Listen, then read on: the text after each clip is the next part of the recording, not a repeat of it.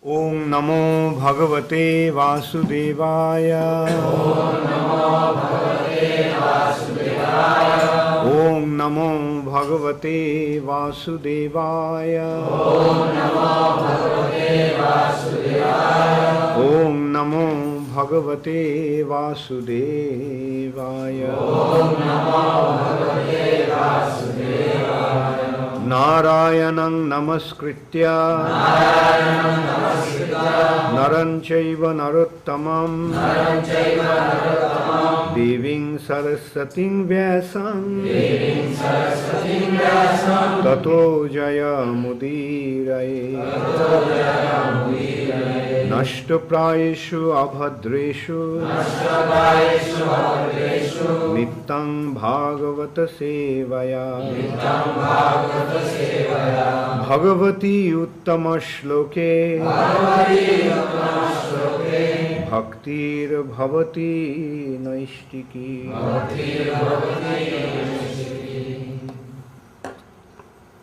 Srimad Bhagavatam, second canto, chapter 7, scheduled incarnations, text 32.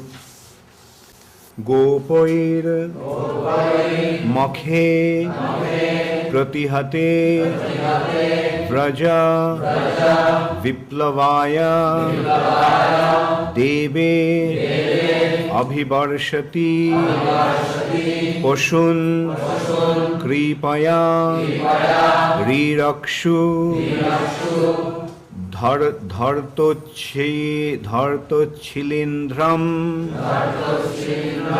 Dhartochilindram Eva Sapta Dinani Sapta Varsho Mahidram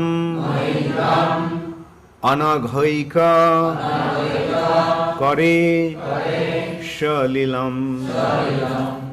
Gopair Makhe Pratihate Braja Viplavaya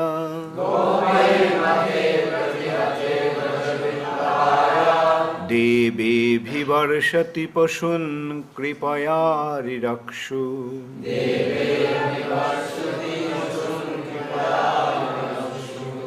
Dharto Chilindhramiva Sapta Dinani Sapta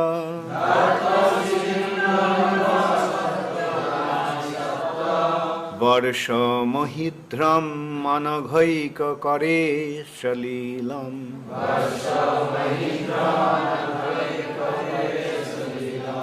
Gopair Makhe Pratihate Braja Viplavaya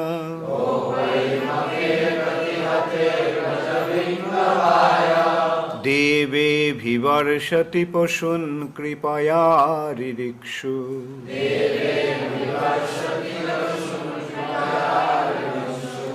Dhartochilindhramiva Sapta Dinani Sapta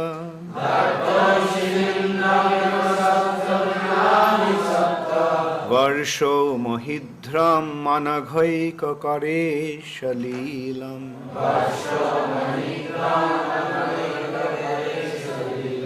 Gopair Makhe Pratihate Vraja Viplavaya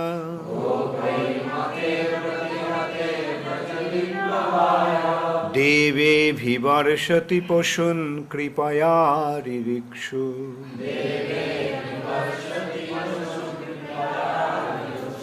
Dhartochilindhramiva Sapta Dinani Sapta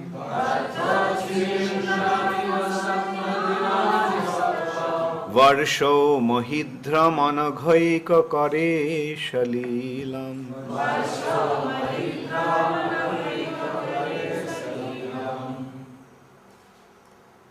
Gopoi, by the cowherd men, Mokhe, in offering a sacrifice to the King of Heaven, Pratihate, being hampered, Vraja Viplavaya, for devastating the whole existence of Brajabhumi, the land of Krishna's pastime, Deve, by the king of heaven, Abhivarshati, having poured down heavy rain, Poshun, the animals, Kripaya, by causeless mercy upon them, Ridakshu, desiring to protect them, Dharta, held up, Uchchilindram, uprooted as an umbrella, Eva, exactly like that, Shaptadinani, continuously for 7 days, Saptavarshaha, although he was only 7 years old,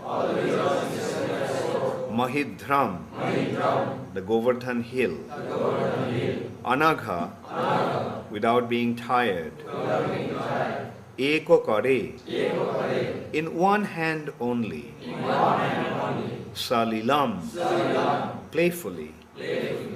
Translation by His Divine Grace, Srila Prabhupada. When the cowherd men of Vrindavan, under the instruction of Krishna, stopped offering sacrifice to the heavenly king Indra, the whole tract of land known as Vraja was threatened with being washed away by constant heavy rains for 7 days. Lord Krishna, out of his causeless mercy upon the inhabitants of Vraja, held up the hill known as Govardhan with one hand only, although he was only 7 years old.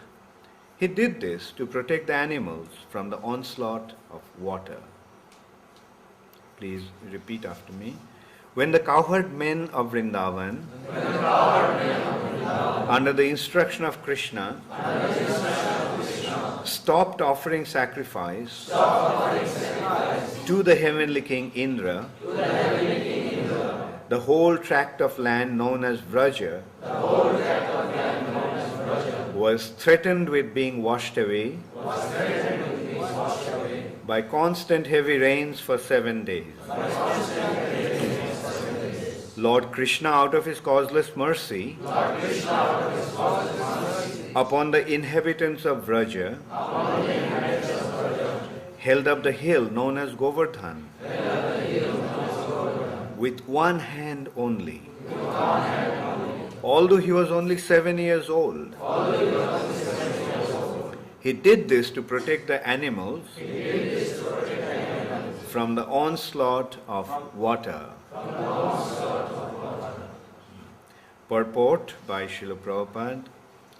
Children play with an umbrella generally known as frog's umbrella.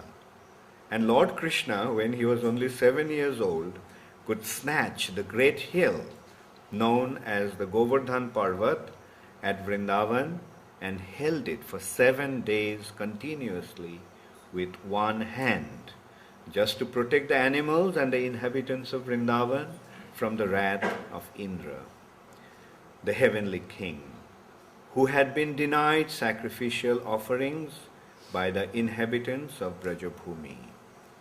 Factually, there is no need of offering sacrifices to the demigods for their services if one is engaged in the service of the Supreme Lord.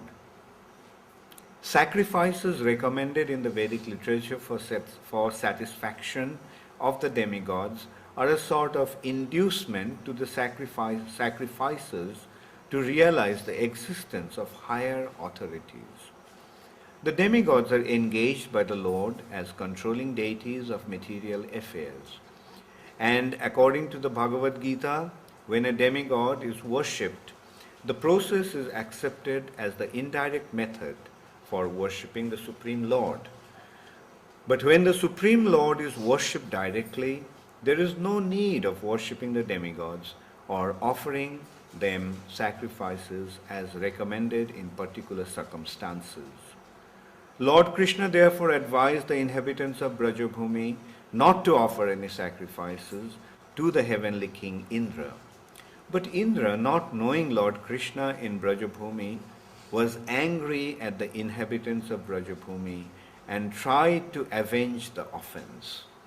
But But competent as the Lord was, he saved the inhabitants and animals of Brajabhumi by his personal energy and proved definitely that anyone directly engaged as a devotee of the Supreme Lord need not satisfy any other demigods, however great, even to the level of Brahma or Shiva.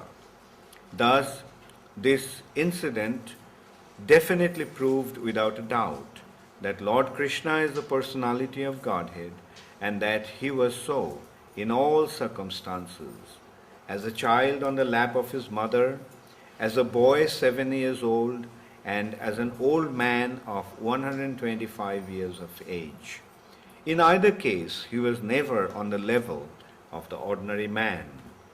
And even in his advanced age, he appeared a young boy, 16 years old.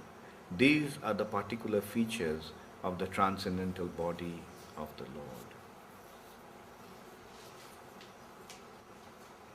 Om Ajnanatimirandhasya Jnananjana Shalakaya Chakshurunmilitam Yena Tasmai Shri Gurave Namaha Shri Chaitanya Manobhishtham Sthapitam Yena Bhutale Swayam Rupa Kadamaiham Dadati Swapadantikam Bandeham Shri Guru Shri Juta Padakamalam Shri Gurun Vaishnavangscha Shri Rupam Sagrajatam Sahagana Raghunathanvitam Twang Sajivam Sadvaitam Savadhutam Parijana Sahitam Krishna Chaitanya Devam Shri Radha Krishna Padan Sahagana Lalita Shri Vishakhanitangscha He Krishna Karuna Sindho Dinabandho Jagatpate Gopesha Gopika Kanta Radha Kanta Namastute Jayatang Surato Pangor Mama Manda Matir Gati Matsarvasya Padam Bhojo Radha Madana Mohano Divyad Vrindaranya Kalpadrumadha Srimad Ratnagara Singhasanasto Srimad Radha Srila Govinda Devo Prishtalibhi Shibbamano Smarami Shriman Rasa Rasarambhi Vamsi Vata Tatasthita Karshan Venu Swanair Gopir Gopinatha Shriyastunaha Tapto Kanchana Gaurangi Radhe Vrindavaneshwari Vrishabhanusute Devi Pranamami Haripriye Vancha Kalpatarubhascha Kripa Sindhubhye Vacha Patitanang Pavanebhyo Vaishnavebhyo Namo Namaha Shri Krishna Chaitanya Prabhu Nityananda Shri Advaita Gadadhar Shivashadi Gaura Bhakta Vrinda Hare Krishna Krishna Krishna Hare Hare Hare Ram Ram Ram Hare Hare Gopair Makhe Pratihate Vraja Viplavaya Deve Bhivarshati Poshun Kripaya Rirakshu Dharto Chilindram Eva Sapta Dinani Sapto Varsho Mahindram Anaghaika Karesh Salilam. When the cowherd men of Vrindavan, under the instruction of Krishna, stopped offering sacrifice to the heavenly king Indra, the whole tract of land known as Vraja was threatened with being washed away by constant heavy rains for 7 days. Lord Krishna, out of his causeless mercy upon the inhabitants of Vraja, held up the hill known as Govardhan with one hand only, although he was only 7 years old. He did this to protect the animals from the onslaught of water. So, Brahmaji, Lord Brahma here is instructing Narad Muni about the various pastimes that establishes Krishna as the Supreme Personality of Godhead. Various pastimes of Krishna indicating that how he is the Supreme Personality of Godhead. The other day we discussed that 23 different incarnations have been described in this chapter, and practically all the incarnations have been described by just one verse. In, I think, 2 or 3 incarnations have been described with 2 verses. But here, Krishna is being described in 10 verses. Krishna's various pastimes are being described here. Yesterday, Maharaj explained about Krishna's pastimes as with Nanda Maharaj, when Nanda Maharaj was captured by Varuna Dev just to get the darshan of Krishna. Varuna Dev did that. Otherwise, Varuna Dev would not capture Nanda Maharaj, even though he may have broken his law. But he wouldn't do that. But he wanted to see Krishna. So he thought that if he could capture Krishna, Nanda, Krishna's father, Nanda Maharaj, if he can bring Nanda Maharaj, then Krishna will come to rescue him and he could get his darshan. In this respect, Maharaj gave another example, another few examples of different personalities capturing Krishna's devotees in order to get the darshan of Krishna. One very wonderful pastime was the pastimes of King Samudrasen, who he was in the region of Navadvip, and he defeated Bhima and captured him. He was a devotee, great devotee of Krishna, and Bhima was little careless. He thought, he's a devotee, he's not going to give me a fight. But Samudrasen captured Bhima, defeated Bhima, captured Bhima. Why? Because he knew that if he can capture Bhima, if he can keep him in captivity, and as soon as Krishna gets the news, Krishna will come to rescue Bhima. So Krishna came, and this is how Samudrasen got the darshan of Krishna. So in this way, various wonderful pastimes of Krishna are being described here. And so, in this particular verse, a very wonderful pastime is being described. Krishna's Govardhan Leela.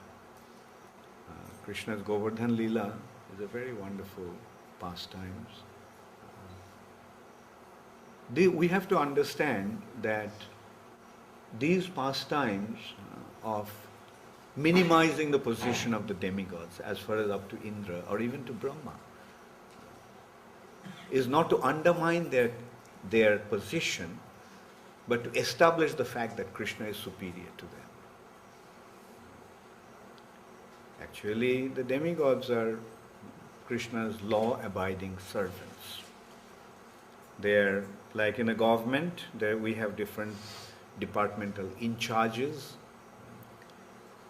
like the water department, fire department, education department, finance department. Every department has a departmental head, and they all are serving under the authority of the government system. They're serving under, say, the Prime Minister. So they are not against the Prime Minister, nor the Prime Minister is against them. But these pastimes of Krishna are very unique because Krishna's original pastimes is Braja Leela. Now, Braja Leelas are not depicting Krishna as the Supreme Personality of Godhead. Krishna in Vrindavan is not the Supreme Personality of Godhead, although he is the Supreme Personality of Godhead in Vrindavan. But apparently he is not seen, he doesn't appear like the Supreme Personality of Godhead. In Vrindavan, what is Krishna? In Vrindavan, Krishna is a cowherd boy. He's a cowherd boy. He's not even a city boy, he's a village boy. He's not even the son of a big king or big, opulent, powerful personality. He is the son of a cowherd man, Nanda Maharaj. Although he is the leader of the cowherd folks, but apparently he is just an ordinary person, simple person. He is not even a kshatriya. He is a trader, he is a Vaishya. So it's impossible for an ordinary person to recognize Krishna. Now, why Krishna does that, that is another aspect, another thing to consider. Why Krishna does that? How many of you remember why Krishna's Vrindavan pastimes is the way it is? Who remembers? Why Krishna is like an ordinary cowherd boy? Yes, Radharani?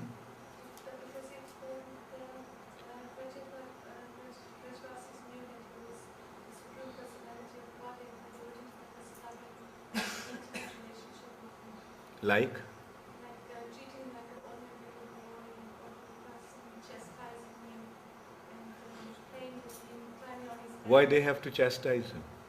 Why they have to treat him like an ordinary boy? Because they don't realize that this is a personality. Who remembers the reasons? Yes.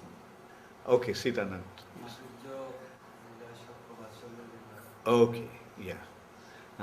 In order to enable his devotees to have exchange with him as a friend, as the father and mother, and as the lover. Now these three relationships, how many principal relationships are there? Okay, Mukunda Prabhu, he just indicated with his fingers without saying. 5. Yeah, what are those 5? What are the 5? Neutrality. Neutrality, after neutrality is servitorship. Conjugal. So these are the 5 principal relationships known as rasas, mukha rasas, principal mellows. Santa, Dasya, Sakhya, Vatsalya and Madhur. Now neutrality actually doesn't involve any relationship. Neutral means no relationship. Santaras. The sages, those who meditate upon Krishna, they are in a mellow of neutrality. They meditate upon Krishna's pastimes, or the pastimes of the Supreme Personality of Godhead, or they meditate upon the lotus feet of the Lord. But the servitorship involves reciprocation. In neutrality there is no reciprocation, and without reciprocation there cannot be any active positive relationship. Then in neutrality, beyond neutrality is servitorship. The servant, yes, he has a relationship with his master. He serves his master. And the master also reciprocates his service. So this is how there is a relationship between a master servant and master. But beyond that, the relationship becomes even stronger beyond servitorship in friendship. The relationship between the friends are much deeper than the relationship between the servant and master. Then the relationship between the parents and children is even deeper than friendship. In this way, gradually the relationship is becoming more and more intensified. And then finally, the relationship between a lover and a beloved, a young lover and a young beloved, is the most intense of all relationships. So these relationships are also there with the Supreme Personality of Godhead. But as long as we remember that the Supreme Personality of Godhead is the Supreme Personality of Godhead, then how can anyone ever treat him like a friend? Which at the most one can serve him as a servant, considering him to be the Supreme Lord and Master. And that is the situation, that is the relationship in Vaikuntha. The general domain of the spiritual realm is Vaikuntha. And there in Vaikuntha, everyone is related to the Supreme Personality of Godhead as the servant, and considering him as the Supreme Lord and Master. But friendship takes place between equals. Now, if we recognize that the Supreme Personality of Godhead is the Supreme, then how can anyone be equal to him? Is it possible for anyone to be equal to the Supreme Personality of Godhead? No. How can anyone be equal to the Supreme Personality of Godhead? He is Ekam Eva Advitiya Parama Purusha. He is one without a second, Supreme, Parama Purusha. He is the Supreme. One of the definition of Bhagavan or God or Ishvara, Parameshvara, is no one is superior to him and no one is equal to him. Ashamordha. He is asama, asama. Sama means equal. No one is equal to him. And urdha, no one is superior to him. So that's why he is the Supreme. So how can anyone be equal to him? Now, at least in friendship, the relationship is among equals. But in parental relationship, the father and mother is superior. Not even equal, they're superior. So God, his devotees become superior, and God himself, the Supreme Personality of Godhead, himself becomes inferior to them. They become superior to him. And then in conjugal, that relationship is so intense, so deep. Just like a young boy, love between a young boy and a young girl. And that also, they're unmarried. If they're married, then there would have been some consideration. But when they're unmarried, they're afraid. Oh, maybe my father will see me, and then what will happen? I'll be in trouble. If my girl thinks that if my father sees me with this boy, then I'll be in trouble. So they meet in a quiet place, because they know that if it becomes known, then they'll be in trouble. And Krishna deals with them also like that. He doesn't meet them with the cowherd girls, cowherd damsels, the younger cowherd girls, the gopis. Krishna doesn't meet them, or even when they meet them in front of others, they pretend as if they don't know each other. Or they have no relationship. Especially the girls would pretend, let's be careful in front of our superiors. Even in front of Balaram, Krishna is afraid to deal with the gopis. He doesn't, because there's sambram, that relationship. Where Krishna meets with the girls? In the depth of the forest. When? At the dead of the night. So this is how Krishna actually deals with his devotees. So these relationships are not possible to have with the Supreme Personality of Godhead. As long as that awareness is there, Krishna is the Supreme Personality of Godhead, they could never have dealt with them the way they did in Vrindavan. So for a living entity, for a jiva, or even for anyone other than Krishna, for anyone it is not possible to become equal to or superior to Krishna. Therefore, Krishna has become equal to them. They cannot become equal to Krishna. But Krishna can become equal to them. They cannot become superior to Krishna, but Krishna can become inferior to them. And in order to do that, Krishna had to hide his identity as the Supreme Personality of Godhead. Krishna had to make them forget that he is God. Because if they recognize him as God, then all the fun will be lost. There won't be any fun. So Krishna makes this wonderful arrangement in Vrindavan through his Yogamaya, where he just becomes an ordinary cow, or he acts like an ordinary cowherd boy. And he performs such wonderful activities.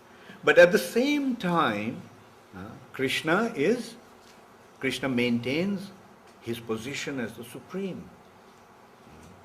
In one hand, Krishna is acting like an ordinary cowherd boy, but through his activities, Krishna is establishing his supremacy.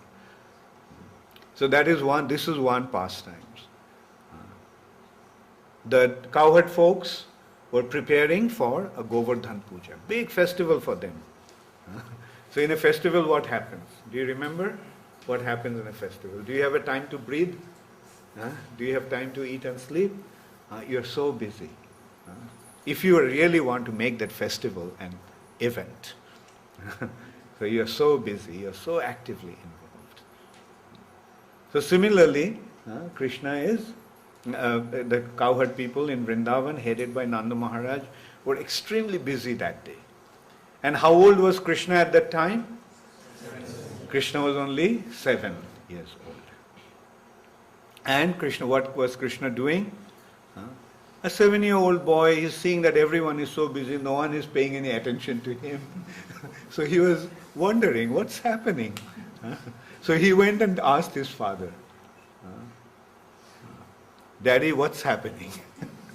Father, please tell me what's happening. What are you doing?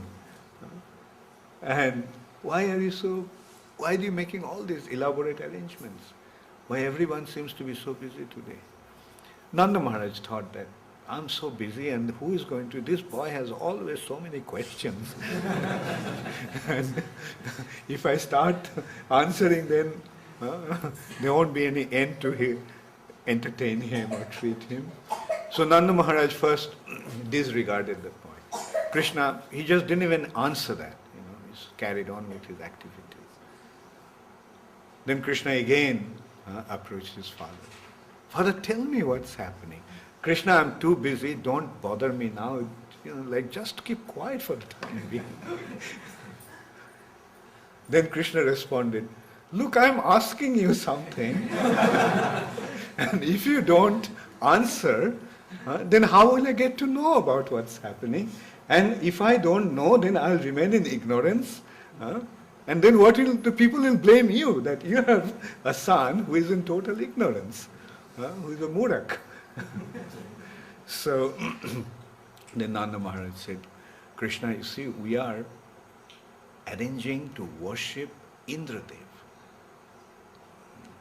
Who is Indradev? Nanda Maharaj knew once he started to answer the question to this boy, there won't be any end to his questions.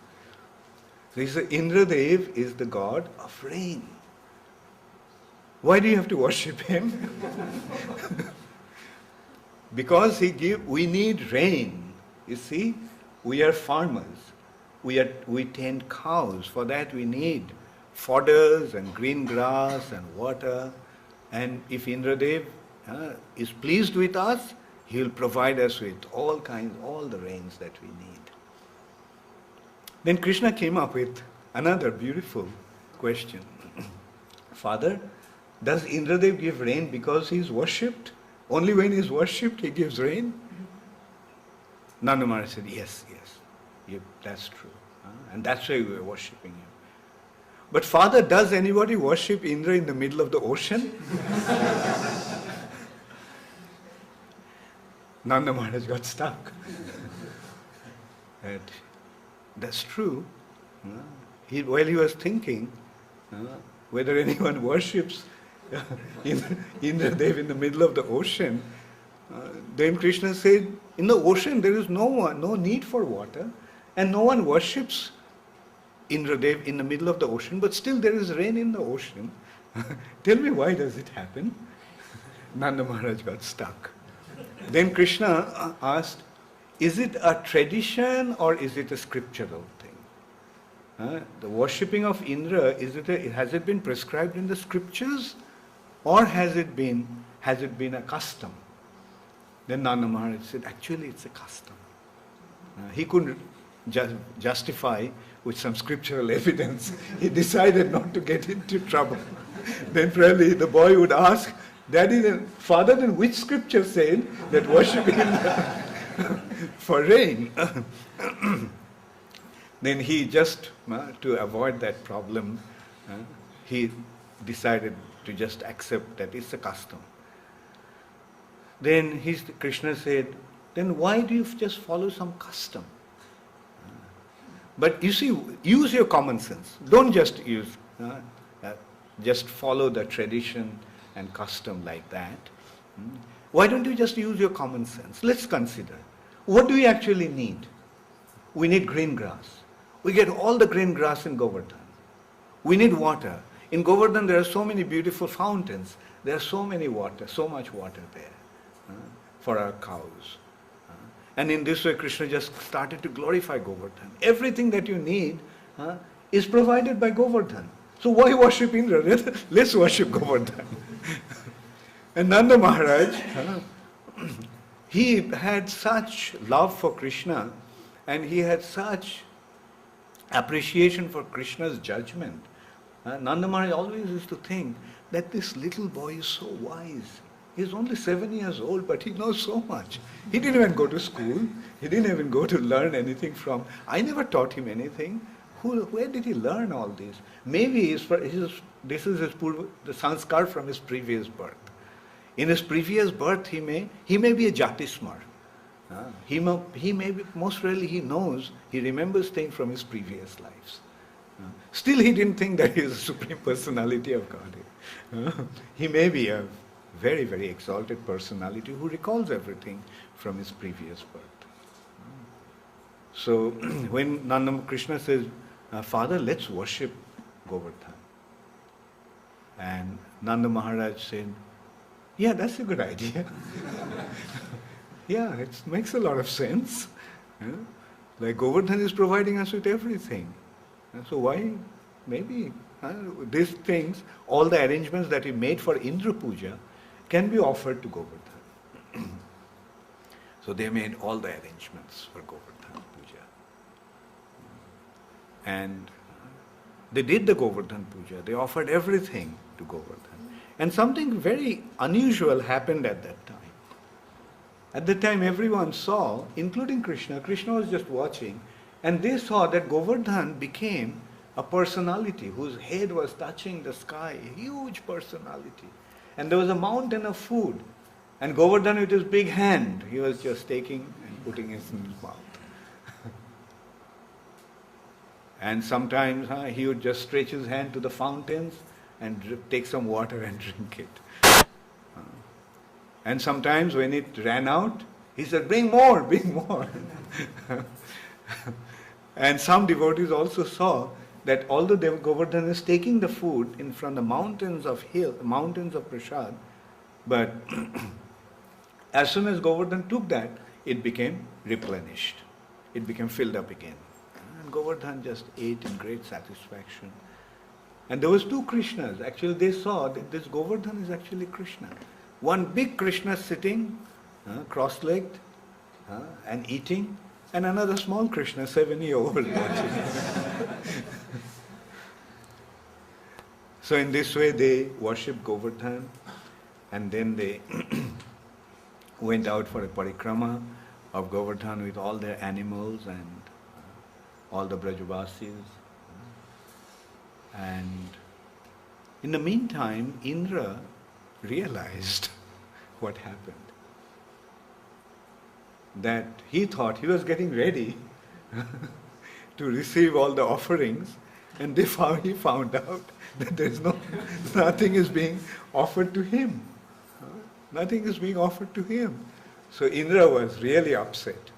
What's happening? And then Indra realized what actually happened. Under the instruction of this little boy, these cowherd people have offended him, dared to offend him in such a terrible way. Indra thought, okay, I'll teach you a lesson. I'll teach you a lesson. So he called Sambartak cloud. The cloud that is actually meant to pour rain for devastation.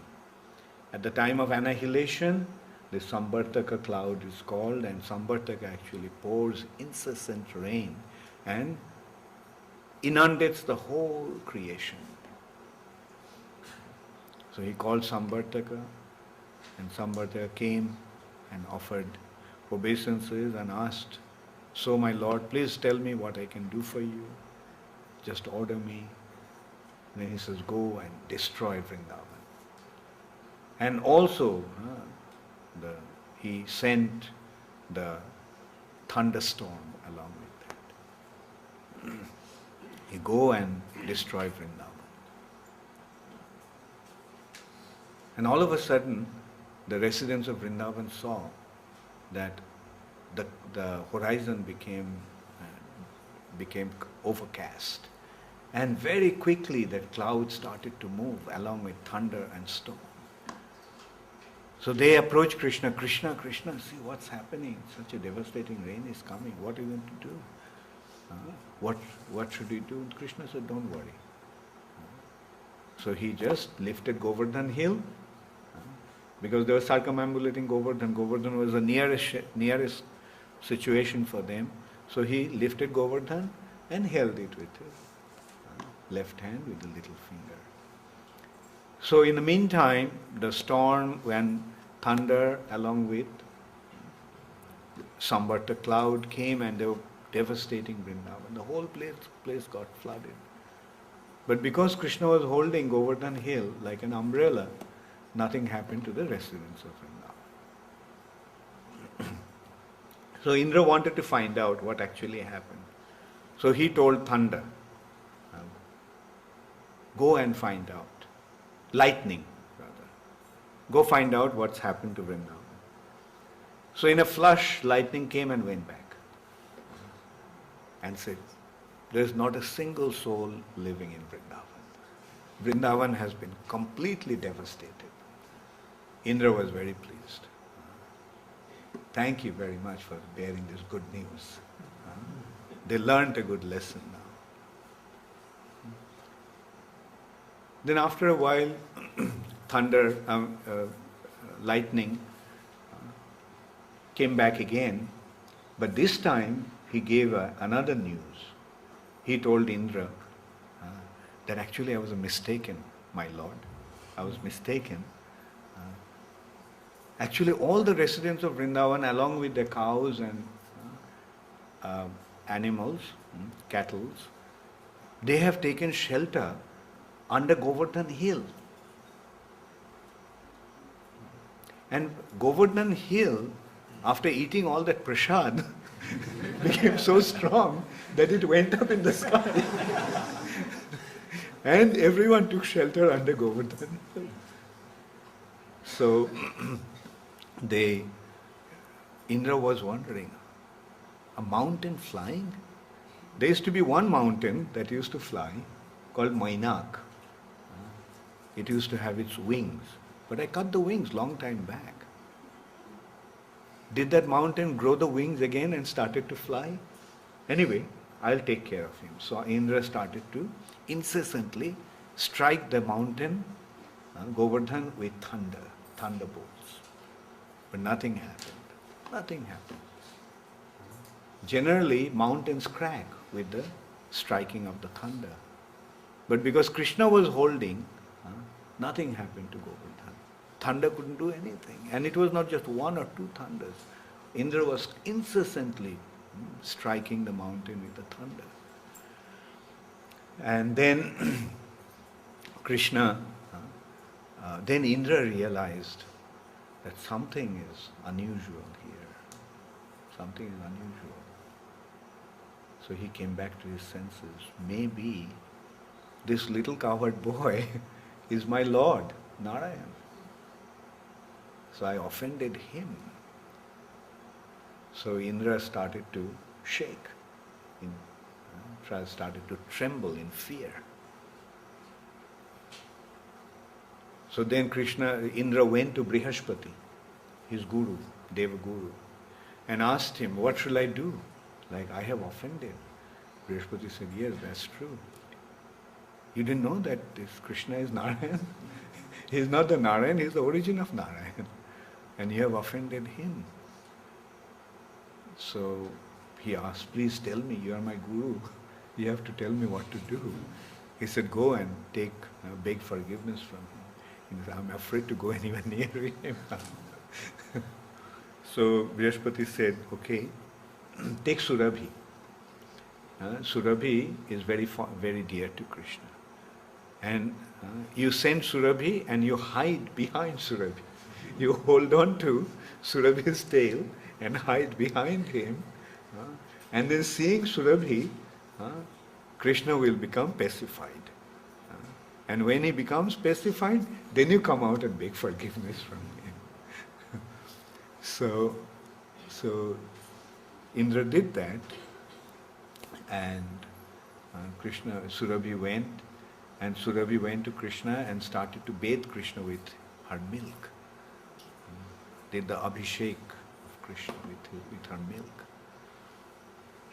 And then when Krishna was pleased, then Indra came out and begged forgiveness from Krishna. So, in this way, Krishna, through his very wonderful pastimes, establishes his supremacy above everyone. Why? Because although Krishna is acting like an ordinary human child, but it is to indicate his purpose is to make everyone aware that he is the Supreme Personality of Godhead. And these pastimes are his wonderful enactment of relishing bliss and ecstasy along with his friends and along with his devotees. That's how through Govardhan pastimes, Krishna subdued Indra. Krishna established his superiority over Indra. Through the pastimes of stealing of the cows by Brahma, he established his supremacy above Lord Brahma. And in this way, we can see that Krishna is the Supreme Personality of Godhead. Also Brahma recognized Krishna as the origin of, through these pastimes Brahma saw that he is even the origin of his worshipable Lord, Narayan. Because Brahma knew about one Narayan, and here he saw that all these cowherd boys are Narayans. All are four-armed Narayans. Not even the cowherd boys, even the cows, the calves, they are also Narayans. So in this way they everyone could see the original position of Krishna as the Supreme Personality of Godhead. And that is what Srimad Bhagavatam is establishing. It is only through Srimad Bhagavatam that we get to know the supreme position of Krishna, the son of Nanda Maharaj in Vrindavan. And that is the teachings of Sri Chaitanya Mahaprabhu. Aradho Bhagavan, Brajesho Tanay. Aradho Bhagavan, the Supreme Personality of Godhead, Supreme Worshipable Lord is Brajesho Tanay, the son of Nanda Maharaj. Stadham of Vrindavanam, his abode is Vrindavan. Ramma Kachi Dupashana Brajabodhu Vargena Jakulpita. The way the cowherd damsels worshipped him, that is the highest form of worship. Brajabodhu Vargena Jakulpita. And Srimad Bhagavatam Pramanam Amalam. What is the proof? The proof is Srimad Bhagavatam, Praman. Bhagavat is Praman. And what is Bhagavat? Puranam Amalam. Amal Puran, Srimad Bhagavatam is the Praman. And Prema Pumartha Mahan. The ultimate goal of life is to develop love for this Krishna. And that is Sri Chaitanya Mahaprabhur Matamidam. Sri Chaitanya Mahaprabhur Matamidam Tatradaro Navara. just accept that with great love and affection. And there is nothing to accept in it. There is no need to accept anything else. Hare Krishna, Gaur Premanande, Hare Hare.